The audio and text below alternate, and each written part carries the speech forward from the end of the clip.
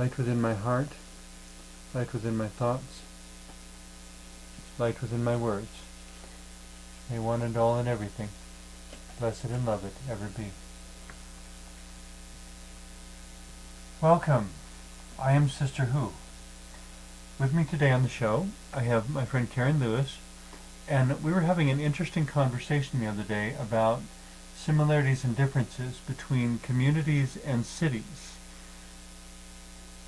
From a purely logistical perspective, cities are probably one of the most inefficient ways of dealing with human civilization, because you put an enormous amount of need in a very small location,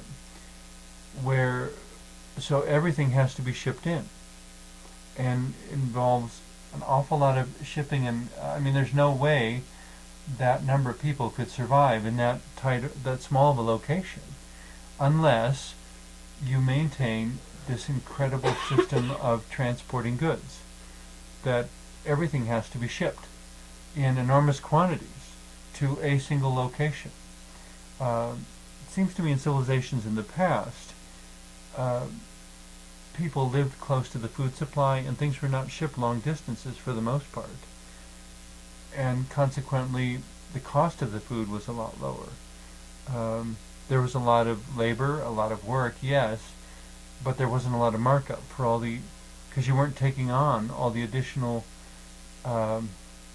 costs of production. When you didn't have to carry it more than a couple miles.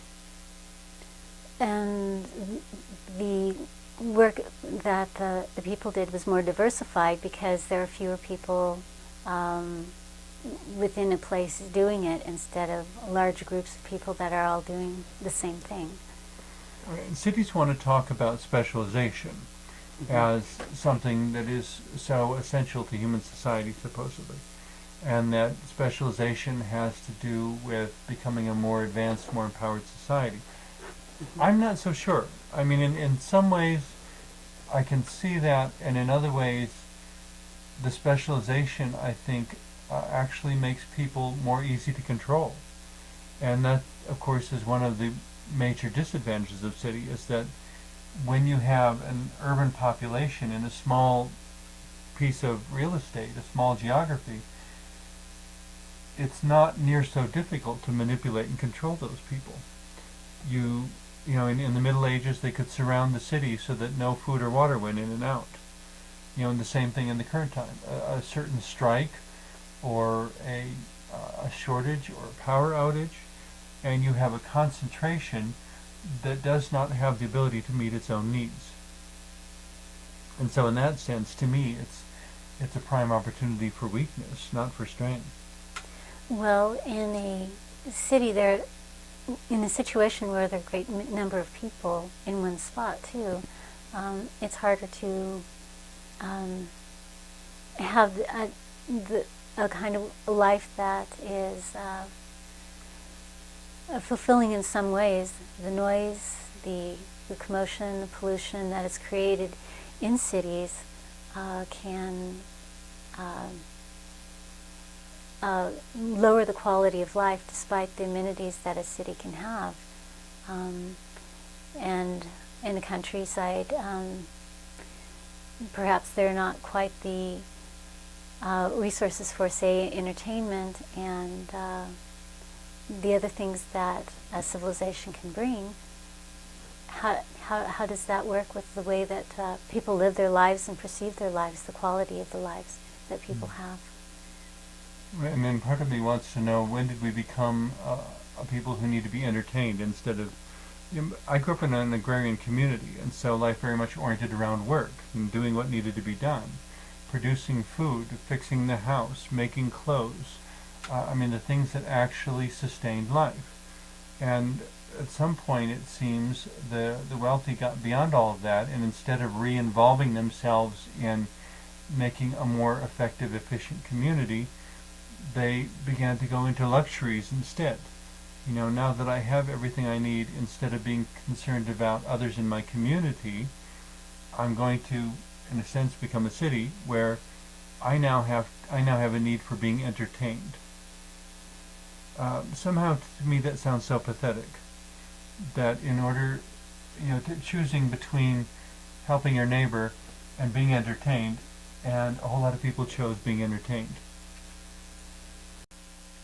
So, coming back to our basic topic of cities and communities, the primary difference between the two is the city is focused only on pragmatic dynamics, on logistical demands, mechanical relationships. Centering Community resources. takes in emotional and psychological relationships. In some ways, perhaps they're more evident when there aren't the distractions of a city. On the other hand, I mean, a community can be compassionate, the city cannot. Right? right? A community can have vision, the city cannot. Perhaps. I mean, the only vision the city might have would be for more development, more production, more consumption. It's concerned revolves around itself. A As an community entity. can have a vision for growth and development, for new inventions, for new ways of living and believing. Indeed. So you're seeing a city as a commercial entity and a community as an interrelated, people-centered. A city is material. Well, material and I suppose ideological in the sense of engineering, but a community to me is something specifically non-material. You can have a community that is nothing more than people. A city is not a city without the concrete and the asphalt and the steel and so forth. Indeed. So as there are so many different types of communities that are being built these days that are have little to do with a geographical location. Mm-hmm. Communities of people of like mind that find each other through electronic means and through circumstances, through publications and community. Well, and a community is relocatable. If the whole thing, if all the existing structures burned down or were destroyed in an earthquake or whatever, the community, because it resides within the people, could simply pick up and go find a new set of buildings and reestablish itself pretty much overnight. Strictly by collaboration between the individuals involved. A city would, without the material, I don't think knows how to exist. Would you see a community as something also possible over time, say made possible through writings that have been made hundreds of years ago and that can go into the future as well? Mm-hmm. The seeds of community could certainly be contained within literature, art, and ideology, in books, songs, all sorts of seeds of community. So in that sense, community has a much better chance of surviving than cities do. But it again raises the question for me, if in this great age of transition, great meaning not wonderful, but great meaning expansive, in this expansive age of transition, if humanity really needs to be thinking more in the direction of community and less in the direction of city, that to begin to see these concentrations of resources and interaction that we've created as specifically bad choices. That maybe ensuring the future of humanity has to do with dismantling New York, Chicago, San Francisco, etc. All the major cities, and evening out the distribution of population so that we don't have concentrations of population that are more difficult to support. And then we'd have people that are more able to meet their needs in their immediate surrounding, their physical needs rather. Well, and and you still might have the create, intellectual communities. I don't know, a hub of some sort where all the gardens were in the center and the residences came out from them, so everyone was within a mile of where they needed to tend the garden or do their job or whatever. You know, have the offices and the gardens and the libraries and the worship center of whatever sort. You know, to have it all centrally located and homes around that. It's not that all the homes have to be the same, but by having that kind of arrangement, you could eliminate pollution, transportation costs, maintaining the infrastructure of transportation. I mean, a lot of major cities have elaborate subway systems, and as efficient as those might be for moving thousands or millions of people, at some point, all those tunnels are going to have to be rebuilt because concrete doesn't last forever. Well, and two, concrete, our current mode of transportation requires that about a third of a city is nothing but street. And Yeah, that the amount of acreage that goes into nothing more than streets is astonishing. Somebody in Montana was complaining to me once about where they put the interstate highway. That that according to that person, the interstate highway should have been built across the tops of the hills, rather than across the center of the valleys, because of the literally millions of acres of farmland that was paved over for the sake of an interstate highway. There's been some interesting concepts, and actually there's at least two people I'm aware of that designed buildings that are completely self-contained, where the person that owns the house could move it from place to place, and so one can create a physical community. Well, like of a mobile friends. home, only not the current design of mobile home, but basically, be it a cubicle or whatever, it could be lifted by a crane onto a truck and put somewhere else. Or by helicopter. Or by helicopter. Yeah. Both of them actually have been designed to be taken place to place by helicopter. One design used a central hub that electricity and water can be brought into, and then you essentially connect into that. The other one is completely free of the grid. Okay. And sounds fascinating. And actually it is in production, and there are some people that have some lovely houses that are. What is the name of the one that is completely off the grid? Oh my goodness. Do you remember? Or Ultimate House Designs, Ultimate Tree Designs. I'd have to look that one up. Ultimate House Designs, Ultimate. It's fairly descriptive names though, so that's something. Yes. But I guess for purpose of this show, which could play any number of times in the future and so forth, to know that things have been invented that are better solutions, and that you don't have to accept it when somebody says this is the best we can do. Right. This is what's available. Well, actually, there's a lot more available if you can find it. And it's with everything, what currently tends to predominate what's, as it were, tried and true, the houses that we have with our current structure. But there are more and more people that are insisting that that they have options as to where their power comes from, whether they are on the grid or not, for water and electricity. The other thing that pops into my mind at this point is the challenge of integrating community into our cities, where we change the way we make decisions in cities to infuse more accountability, that we're not going to make a decision if it can't do these certain things.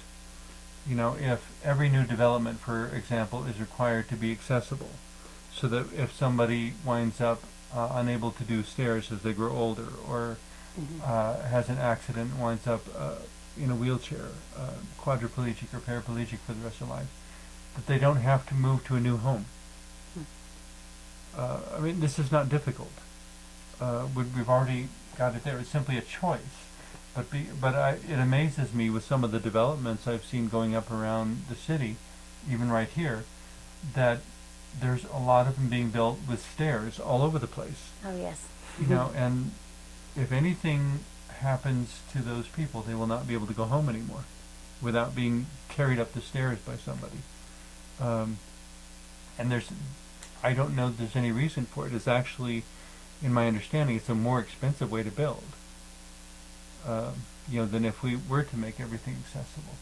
But in terms with bringing community into a city, it's also creating that accountability that you have to there was one city I heard about where the developer was required to design an apartment building that housed at least 3 different economic levels within the building, so that there were apartments on the ground floor designed for poor people.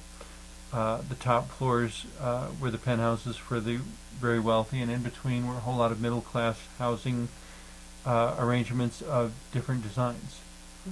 But the city required them to put all 3 in one building, rather than to allow the city to become stratified and all the different groups isolated from each other.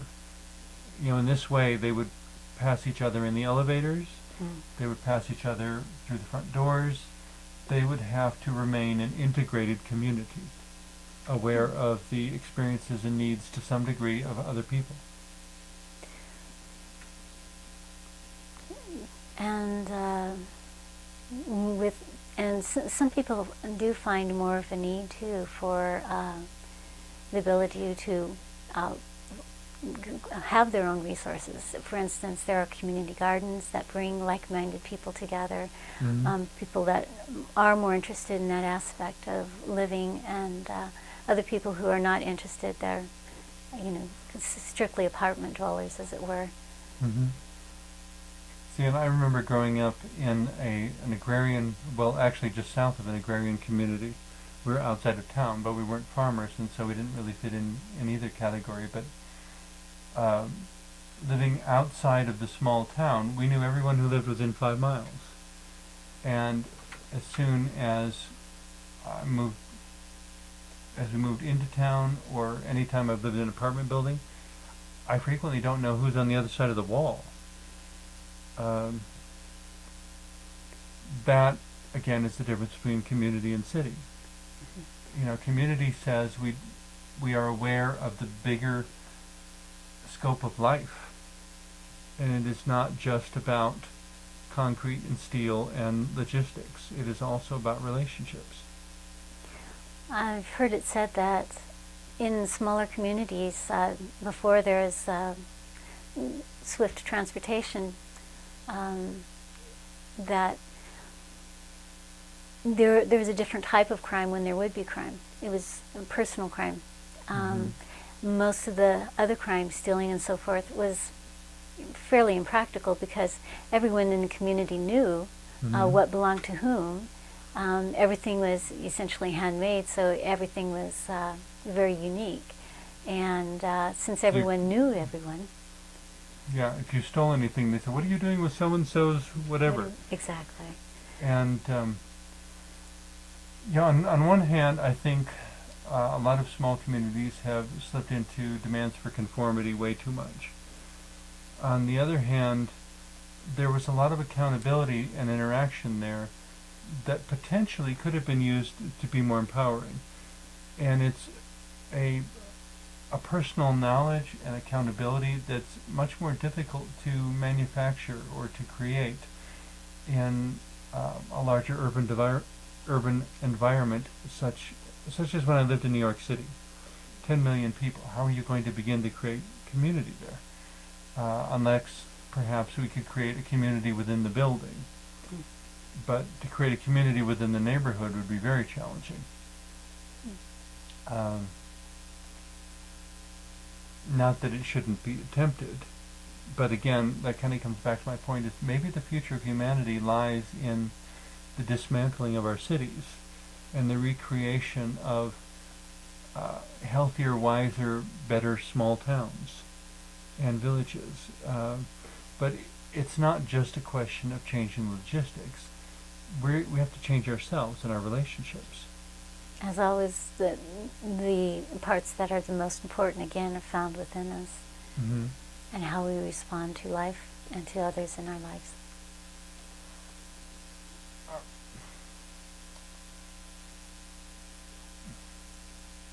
Speaking of responding, I guess, another thing that we haven't really touched on yet that comes up in the midst of all this is I went through both Catholic school and public school growing up. And quite a number of years later, I remember I was working in an office on a temporary job assignment, and at the time that a particular incident happened in which a couple teenagers brought some guns to school and created this horrendous event of shooting and killing numerous other people. I'm not here to say who's, it's not about pointing fingers. What was astonishing to me at the time was that the issues being discussed were no different from the time when I was in high school. That even 15, 20 years after I was out of high school, humanity had made no progress in creating safe environments. The two boys who did the crime had a long list of misbehavior and events and experiences that indicated deeply troubled youth. And the adults around them did not intervene, did not respond to their needs, did not keep tabs on what was going on, did not involve themselves in any indication that there were clearly problems in these boys' lives. And so when it all finally got to a breaking point and exploded in this violent, bloody fashion, everyone else in the office was hovered around the radio, listening for every moment-by-moment description. And I was the only one doing any work. And I kind of looked at them and said, "You mean you didn't expect it to happen at some point?" Mm-hmm. We have to be there for each other. We have to be community. We have to move beyond just being a city. And if we're not there for each other, we can hardly complain when bad things happen.